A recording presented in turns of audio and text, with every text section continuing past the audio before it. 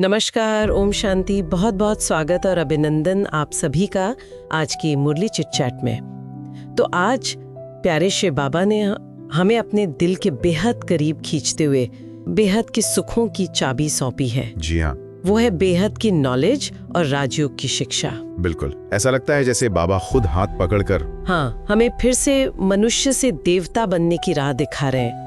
एक ऐसी मंजिल जो खुशी और स्पष्टता से भरी है। और ये अनुभव कितना अनोखा है। मतलब एक ईश्वरीय कुटुंब जहाँ स्वयं परमपिता परमात्मा हमारे प्यारे बाबा टीचर बनकर हम आत्माओं को पढ़ा रहे हैं। सही बात है। चाहे कोई आज ही आया हो या बरसों से चल रहा हो, हर एक को बच्चे बच्चे कहकर कितना अपनापन देते हैं और 84 जन्मों की पूरी कहानी याद दिलाते हैं। ये सिर्फ जानकारी नहीं है, ये वो ज्ञान है जिससे आत्मा में गहरे सुख और शांति का अनुभव होता है। बिल्कुल, बाबा जैसे हमारे नजरिए को ही बदल देते हैं ना। जी, याद दिलाते हैं कि हमारे दो बाप हैं, एक इस दुनिया का लौकिक, जी हाँ, और दूसरा पारलौकिक, और दूसरा है पारलौकिक पिता शिव। वही हम आत्माओं के असली पिता हैं। असली पिता जो हमें शरीर नहीं बल्कि ज्योति बिंदु आत्मा समझकर पढ़ाते हैं। ये बात कितनी शक्तिशाली है।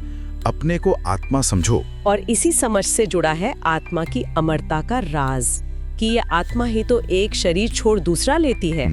और ये पढ़ाई, ये कोई साधारण डिग्री नहीं, ये तो ऊंचते ऊंच देवता बनने की ट्रेनिंग है, जीवन को दिव्यता से भरने की कला। सही कहा। हाँ, ये सच है कि कभी कभी संशय के बादल या फिर माया के तूफान, खासकर काम विकार, जी, काम महाशत्रु जिसे बाबा कहते हैं, वो इस रास्ते में रुकावट डालने की कोशिश करते हैं और इससे कुछ बच्चे किनारा भी कर लेते हैं। कर लेते हैं।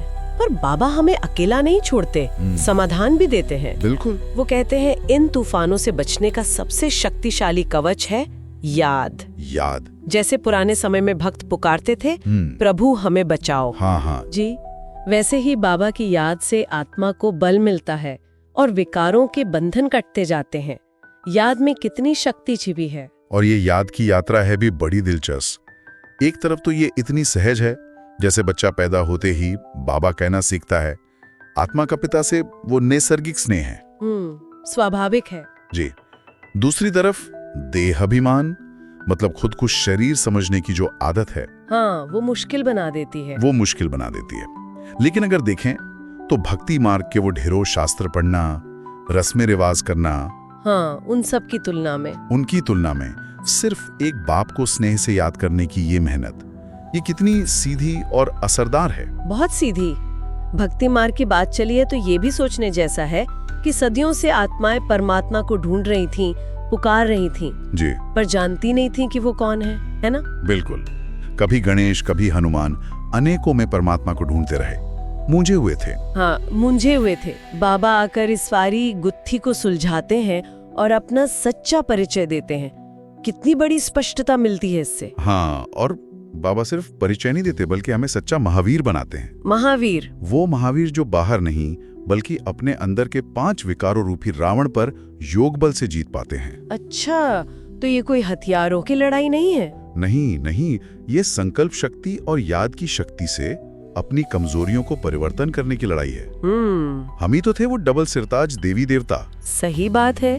फिर 84 जन्मों के चक्कर में पुजारी बने और अब बाबा की श्रीमत पर चलकर फिर से अपनी खोई हुई बादशाही स्थापन कर रहे हैं। वाह, बाबा सचमुच पतित पावन है, विकारों से छुड़ाकर पावन बनाने वाले। और ज्ञान के सागर।